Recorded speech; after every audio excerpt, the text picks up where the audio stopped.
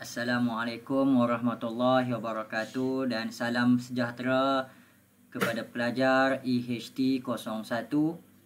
Kita bertemu kembali untuk video kita pada kali ini dan kita dah selesai belajar tentang organel pelajar, dan kamu belajar bagaimana sel ini boleh berfungsi melalui organel apabila sel berjaya mengekspreskan semua genetic information yang ada pada DNA kepada dalam bentuk protein, dan dia akan melalui beberapa proses dekat endoplasmic reticulum, dekat Golgi apparatus, kepada lysosom, dan dibantu dengan organel yang bertenaga iaitu kloroplas dan mitokondria. Hari ini pelajar kita akan rujuk kepada satu lagi struktur penting yang ada pada sel dan bagaimana sel ini boleh berfungsi, iaitu kita akan belajar mengenai plasma membran. Baik pelajar, apabila kita melihat kepada plasma membran ni adalah satu struktur penting yang bertindak sebagai boundary. Boundary dalam bahasa Melayunya merujuk kepada sempadan, iaitu boundary that separate the living cell from its surrounding. Jadi boundary ini is very important untuk divide satu keadaan di mana dalam sel dan satu keadaan di mana di luar sel. Apabila dia bertindak sebagai boundary, maka plasma membran dah yang penting untuk kawal, to control the transportation of substance. Highlight perkataan transportation of substance.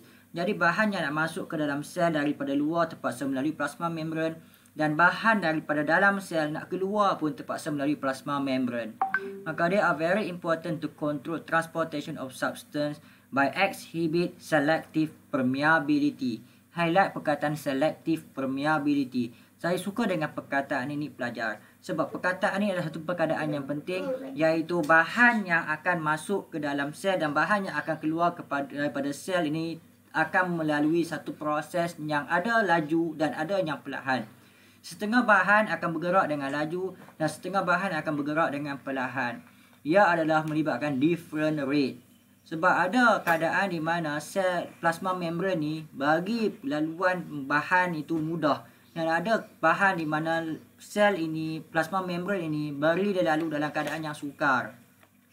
Untuk kita tengok kepada struktur of plasma membran, kita gemar untuk kamu fokus kepada dua bahan ini dahulu, iaitu yang pertama adalah lipid, yang kedua adalah protein.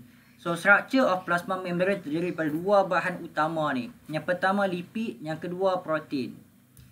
Dua bahan ini menghasilkan fabric of plasma membran, yang atau kita panggil lantai ataupun bahan asas dia. So ini adalah lipid dalam bentuk fosfolipid, dan ini adalah protein. So fosfolipid dan protein ini membina satu struktur fabric asas kepada binaan plasma membran. Yang berikutnya, dua lagi bahan adalah karbohidrat dan lipid jenis steroid. So karbohidrat dan lipid jenis steroid ini akan membina accessory komponen. Karbohidrat chain berada di sini. Ini karbohidrat chain.